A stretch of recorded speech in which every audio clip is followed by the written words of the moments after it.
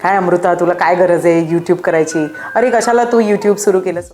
लॉकडाऊनमध्ये जी लोक एंटरटेनमेंट इंडस्ट्रीमधनं होती त्यांच्याकडे खरोखरच कुठल्याही पद्धतीचं काम नव्हतं असं मला वाटतं. त्यात शूट कोण करणार, ते एडिट कोण करणार, कोण ते अपलोड करणार, त्याच्यासाठी एक वेगळं नॉलेज लागतं जे मला अजिबात नाही आहे. काही नेगेटिव्हिटी समजा पोचत असेल तर ती पॉझिटिव्हली कशी घेणं आणि मग त्याच्यावरती पॉझिटिव्हली काम कसं करणं, हे सगळं आपण सगळ्यांनी केलं आहे. बेसिकली मी यूट्यूब सुरू का केलं हे तुमचे प्रश्न आहेत, हे अनेक लोकांचे प्रश्न आहेत. तर याच्यावरचं माझं हे उत्तर बघा, आवडतंय का? नमस्कार. सगळ्यात आधी तुम्हाला खूप खूप खूप मोठा थँक्यू. माझ्या यूट्यूब चॅनलला आता 2.5 लाख सबस्क्रायबर्स आहेत आणि हे सगळं पॉसिबल झालं आहे तुमच्या सगळ्यांमुळे. मी जे जे काही करते कामाच्या ठिकाणी, पर्सनल लाईफमध्ये, माझं ट्रॅव्हल, ते सगळं मी जितकं होईल तितकं यूट्यूबवरती टाकायचा प्रयत्न करते आणि ते कधी कधी तुम्हाला आवडतं, कधी कधी तुम्ही कमेंट्समध्ये लिहिता की तुम्हाला काय बघायला आवडेल, काय ऐकायला आवडेल. आणि मला आपलं हे जे काही नातं आता झालं आहे यूट्यूबवरचं हे मला खूप आवडतं आणि मी डिरेक्टली तुमच्याशी बोलू शकते, तुम्ही माझ्याशी डिरेक्टली बोलू शकता. सो मग मी विचार केला की आता ह्याच सगळ्या गोष्टींमधनं प्रेरणा घेऊयात आणि माझ्या ऑडियन्सेसशी अजून खूप काही शेअर करूयात. आणि म्हणून मी हे नवीन सेगमेंट सुरू करत आहे. मी दिलखुलास गप्पा तुमच्याशी करणार आहे, माझे काही अनुभव शेअर करणार आहेत, काही गोष्टींवरती माझा दृष्टिकोन काय आहे हे तुमच्यापर्यंत पोचवायचा मी प्रयत्न करणार आहे. तर आपल्या सगळ्यांनाच माहिती आहे की सोशल मीडियाची ही दुनिया खूपच मोठी आहे आणि म्हणता म्हणता गेल्या 5-7 वर्षांमध्ये ही खूप वाढली आहे, स्पेशली लॉकडाऊन नंतर. आणि ही दुनिया कधी कधी आपल्याला इतकी गुंतवून टाकते की आपल्यालाच कळत नाही की आता आपल्या आयुष्यात काय चाललंय आणि कसं चाललंय वगैरे वगैरे. सो या सगळ्या गोष्टींमधनं मी एक आर्टिस्ट म्हणून, मी एक कलाकार म्हणून, मी एक माणूस म्हणून जात असते. आणि मला असं वाटलं की जे प्रश्न मला खूप लोक आत्तापर्यंत विचारत होती किंवा रादर तुम्ही सुद्धा विचारता मला कमेंट सेक्शनमध्ये, बेसिकली मी यूट्यूब सुरू का केलं हे तुमचे प्रश्न आहेत, हे अनेक लोकांचे प्रश्न आहेत. तर याच्यावरचं माझं हे उत्तर बघा, आवडतंय का? तर मी यूट्यूब का सुरू केलं, रादर मी का सुरू करते हा प्रश्न माझ्याही मनात येऊन गेला आणि अगदी मनापासून सांगते, मी स्वतःला खूप डाऊट केलं. म्हणजे एकतर आपल्याला काय गरज आहे हे काहीतरी करायचं, किंवा आपण एक अभिनेत्री आहोत, आपण एक नृत्यांगना आहोत, आपण हे कशाला काहीतरी करायची गरज आहे. बरं, त्यात शूट कोण करणार, ते एडिट कोण करणार, कोण ते अपलोड करणार, त्याच्यासाठी एक वेगळं नॉलेज लागतं जे मला अजिबात नाही आहे. पण आपल्या सगळ्यांनाच माहिती आहे की लॉकडाऊनचा जो काळ होता तो आपल्या सगळ्यांसाठी किती अवघड होता. पण तरीसुद्धा त्यातनंही मला असं वाटतं सोशल मीडियामुळे आपण खूप गोष्टी शिकलो. म्हणजे सोशल मीडियाची पॉवर काय आहे, त्याची ताकद काय आहे, त्याचा रीच काय आहे हे आपल्याला कळून चुकलं असं म्हणायला हरकत नाही आहे. एक ॲक्टर म्हणून मला लॉकडाऊनच्या वेळीस खूप ब्रँड्स येऊ लागले. मग ते अगदी आपल्या घरगुती गोष्टींबद्दल असतील, किंवा ज्वेलरी असेल, किंवा तुम्ही सण कसा साजरा करताय, आता लॉकडाऊनविषयी तुमचे काय विचार आहेत, हे सगळं आपण सगळेच जण सोशल मीडियावरती अनेक गोष्टी टाकायला लागलो. म्हणजे आत्ता घरात मी आईला किती मदत केली, मी किती भांडी घासली, आज आमच्या घरात काय जेवण झालं, मग त्याची रेसिपी काय, मग ती लोकांपर्यंत पोचवायची कशी, असं सगळं आपण सगळ्यांनी खूप केलं. म्हणजे सोशल मीडियाला अगदी पुरेपूर त्याचा वापर करून घेतला आपण, हो की नाही? आणि आपण सगळ्यांनीच ते केलं, ते एन्जॉयही केलं. काही गोष्टी आपल्यापर्यंत ज्या पोचत होत्या, कसं काही नेगेटिव्हिटी समजा पोचत असेल तर ती पॉझिटिव्हली कशी घेणं आणि मग त्याच्यावरती पॉझिटिव्हली काम कसं करणं, हे सगळं आपण सगळ्यांनी केलं आहे. आणि मला असं वाटलं की लॉकडाऊनने आपल्याला ॲक्च्युअल सोशल मीडिया किंवा त्याची जी ताकद आहे, त्याची जी रीच आहे, याच्याबद्दल एक नॉलेज दिलं. आणि मला असं वाटतं ते नॉलेज आता आपल्याला आयुष्यभर पुरेल. आता तुम्हाला तर माहिती आहे की लॉकडाऊनमध्ये कोणीच काम करत नव्हतं. जे काही आपण बघत होतो, जे काही आपण ऐकत होतो, ते थँक्स टू सोशल मीडिया. लॉकडाऊनमध्ये जी लोक एंटरटेनमेंट इंडस्ट्रीमधनं होती त्यांच्याकडे खरोखरच कुठल्याही पद्धतीचं काम नव्हतं असं मला वाटतं. कारण शूटिंग्स बंद होत्या आणि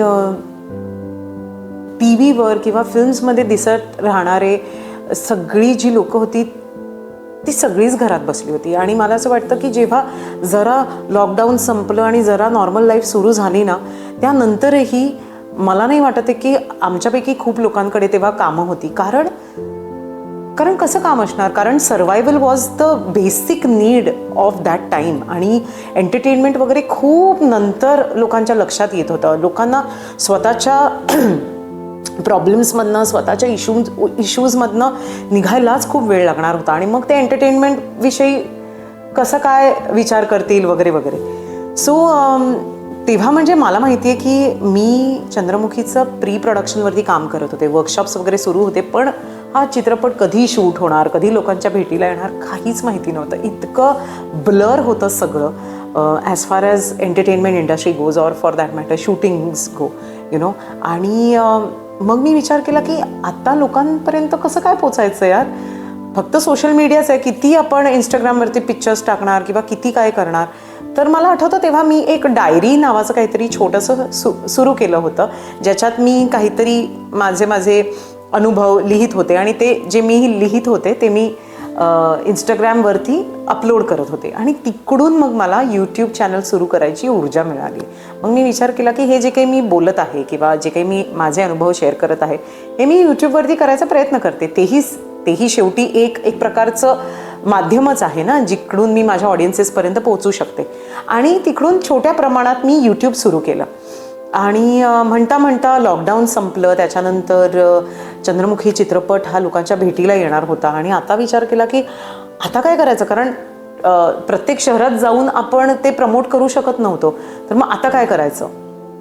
मग म्हटलं की सोशल मीडिया आणि मीडियाचा वापर करून आपण आपला चित्रपट लोकांपर्यंत पोचवण्याचा प्रयत्न करूयात. आणि तसंच झालं.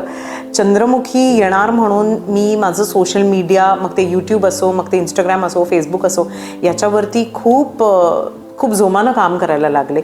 मी माझे रील्स बनवू लागले. ते रील्स लोकांपर्यंत पोचल्या. मी त्याचं मेकिंग जे आहे ते मी यूट्यूबवरती टाकायला सुरुवात केली. आणि त्याला खूप कमालीचा प्रतिसाद मिळाला. अर्थातच कारण तो चित्रपट खूप ठिकाणी पोचला, त्याची गाणी खूप ठिकाणी पोचली, लोकांना ती गाणी आवडली, लोकांना तो चित्रपट आवडला. आणि म्हणून ते जसं जसं मल्टिप्लाय होत गेलं तसं तसं मला असं वाटतं की इंस्टाग्राम मल्टिप्लाय होत गेलं, यूट्यूबचं जे काही मेकिंगचं होतं ते सगळं मल्टिप्लाय होत गेलं.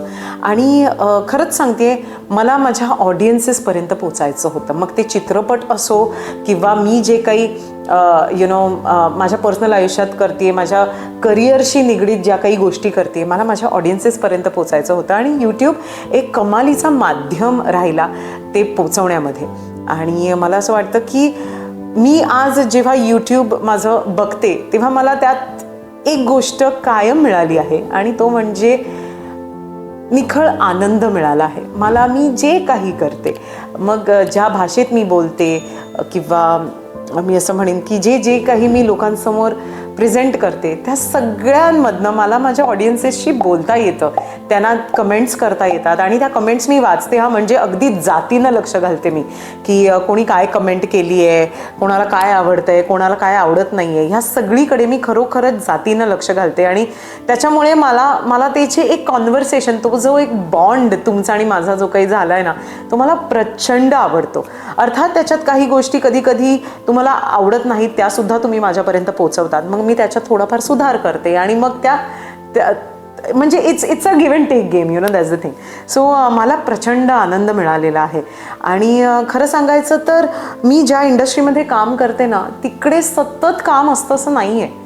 म्हणजे 1-2 वर्ष नुसतं बसावं लागतं, करेक्ट संधीची वाट पाहावी लागते, करेक्ट डिरेक्टरनी तुम्हाला एक करेक्ट रोल ऑफर करायची तुम्हाला वाट पाहावी लागते, किंवा एखादा चित्रपट उभं करायचा म्हणून स्ट्रगल करावा लागतो. आणि ह्याच्यामध्ये खूप वेळ जातो.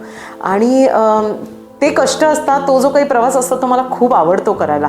पण तरीसुद्धा कधी कधी असं वाटतं ना की मनमोकळेपणाने गप्पा मारायला पाहिजेत यार आपण आपल्या ऑडियन्सशी.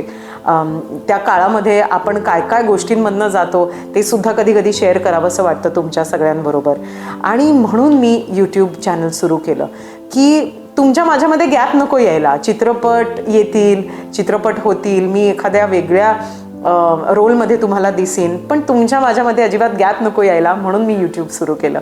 आणि अगदी खरं सांगायचं तर जेव्हा मी कुठलं तरी पात्र निभावते स्क्रीनवरती, तेव्हा त्याच्यामध्ये कदाचित माझा अंश असेल नसेल, पण ह्या यूट्यूबमध्ये जेव्हा मी अशी तुमच्याबरोबर बोलत असते, ह्यात 100% मी असते. ॲब्सोल्युटली अनफिल्टर्ड मी असते आणि अशी ही अमृता लोकांसमोर यावी म्हणून मी यूट्यूब सुरू केलं. आणि खरंच सांगते तुम्हाला, आत्तापर्यंतचा माझा यूट्यूबचा प्रवास अतिशय अतिशय सुखाचा राहिलेला आहे आणि मला खूप आनंद देणारा राहिलेला आहे, म्हणून मी यूट्यूब सुरू केलं. तर मला असं वाटतं की तुम्हाला मी यूट्यूब का सुरू केलं ह्याचं एक प्रश्नाचं उत्तर डेफिनेटली मिळालं आहे.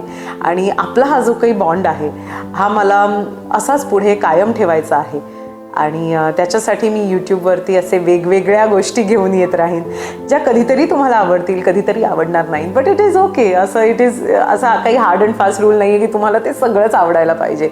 पण जे काही आवडत नसेल तर मला डेफिनेटली कमेंट्समध्ये तुम्ही सांगू शकाल आणि जे तुम्ही करतासुद्धा. आणि सांगा, प्लीज सांगा, सो दॅट आपला हा बॉन्ड अजून मस्त राहील, अजून स्ट्रॉंग होत राहील. सो पुढच्या एपिसोडमध्ये मी काहीतरी वेगळं आणि काहीतरी माझ्या अत्यंत मनाच्या जवळचं तुमच्यासाठी घेऊन येत आहे. सो आय रिअली होप की हा संपूर्ण जे काही प्रश्न होते की काय अमृता तुला काय गरज आहे यूट्यूब करायची, अरे कशाला तू यूट्यूब सुरू केलंस वगैरे, त्या प्रश्नांची तुम्हाला उत्तरं मिळाली असतील. मला निखळ आनंद मिळतो तुमच्याशी असं येऊन बोलायला आणि मला खूप मज्जा येते मी यूट्यूब सुरू केल्याची. मला माझ्या मनात जे काही आहे ते तुमच्याशी मनमोकळेपणाने बोलता येतं आणि म्हणून मी यूट्यूब सुरू केलं. सो तुम्हाला जे काही वाटत असेल ते डेफिनेटली तुम्ही मला सांगा. फक्त एकच रिक्वेस्ट आहे तुम्हाला सगळ्यांनाच की कुठेतरी माणुसकीची जी लाईन आहे, जो एक रिस्पेक्ट मी तुम्हाला एक प्रेक्षक म्हणून देत आहे, तोच रिस्पेक्ट तुम्ही मला एक आर्टिस्ट म्हणून द्या. आणि ती जी एक लाईन आहे ती क्रॉस करू नका. माझ्यासाठी खूप सिम्पल आहे तुम्हाला ब्लॉक करणं, पण कशाला कोणाला तरी तुम्हाला उगाच वाईट साईड बोलायचं आहे. सो तेवढं करू नका. जे काही तुमच्या मनात असेल, जे क्रिएटिव्हली मी थोडेफार बदल घडवू शकत असेल तर ते मी डेफिनेटली घडवीन आणि घडवून आणीन. पण जे काही तुम्ही बाकीचं वाईट साईड बोलता कोणाच्या विषयी ते बोलू नका. तुमचे कमेंट्स जे आहेत ते थोडं आवरा असं मी म्हणेन. आणि बस बाकी आपण मजा करूया, है की नाही. सो हा माझा एक पहिला एपिसोड होता अबाउट मनमोकळ्या गप्पा विथ अमृता आणि आय होप तुम्हाला हा आवडला असेल. आणि लेट्स इट, बाकी पुढच्या एपिसोडला भेटूया. काळजी घ्या. काय माहिती काय होतं, पण असं वाटायचं की बाहेरचा सगळा आवाज, सगळी गर्दी एकदम शांत झालीये. मला आठवतं की दर गुरुवारी माझे पप्पा कितीही काही झालं तरी तिथल्या मठात जायचे. मुंबईत करिअर बनवण्यासाठी, एक ऍक्टर होण्यासाठी स्ट्रगल सुरू झालं की अमृता तुझ्या आयुष्यात स्वामींचं काय महत्व आहे, काय स्थान आहे.